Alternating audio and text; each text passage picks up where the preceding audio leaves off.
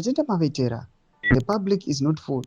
Zimbabweans see you demanding that unemployed alumni unite and buy computers, yet they also see a minister whose appointment is widely viewed as political favor awarded through a process of pens down, not professional merits. Instead of proving competence through delivery, we have defaulted to shifting blame onto citizens who are already crushed the economic failures of the same system that placed you in office.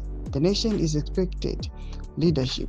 You offered excuses. Sanapenda mashoko buya chikudziwa TateMavetera after I this post yamuri kuona yakanzi kungatiitei dhirika imimi unganaisema all students motenga macomputers epachikoro chamakadzidza. Isusu Minister of ICT, Postal and Courier Services Zimbabwe touyawo kunowedzera. Nyika inovakwa nevene wayo, chikoro chinovakwa nevene vacho. Tiendera mberi paendo yake tinamujata mudanjira chiti the people know exactly why the government cannot fund computers for schools, because national resources are constantly clouded by public accusations of looting, opaque tenders and mineral deals linked to politically protected figures. Every street discussion mentions the same names, ZVAITWA, Emerson and Auxilia Mnangagwa, in conversations about wealth that rises while public institutions collapse. Schools are begging, hospitals are dying, and the economy is suffering.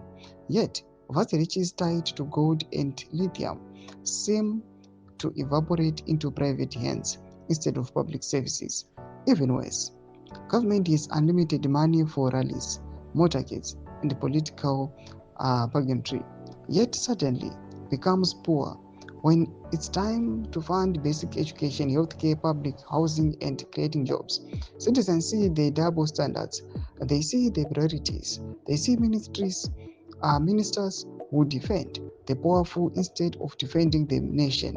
So when you turn around and scold ordinary people for not filling the gaps created by the elite excess, the message is just not tone deaf. It is an insult to a country already looted dry. Zimbabweans want competence, accountability, and stewardship, not PR theatrics and ministerial lecturers. If you want the public to believe in your leadership, start by confronting the issue at the top, not blaming the victims at the bottom until that day comes. Spare the nation that the hollow speeches. Ndo mashoko anobuda chitogwa panguva ino aiwa tiri kuona kuti aiwa honorable minister panguva ino voudziswa nana Kirina Mujati after ataura mashoko aiwa ataisa pekutanga aiwa pina kumasection medu dzavafunguro aimatokunei pamusoro pechitiko ichi. So subscribe, like, achatomboleera.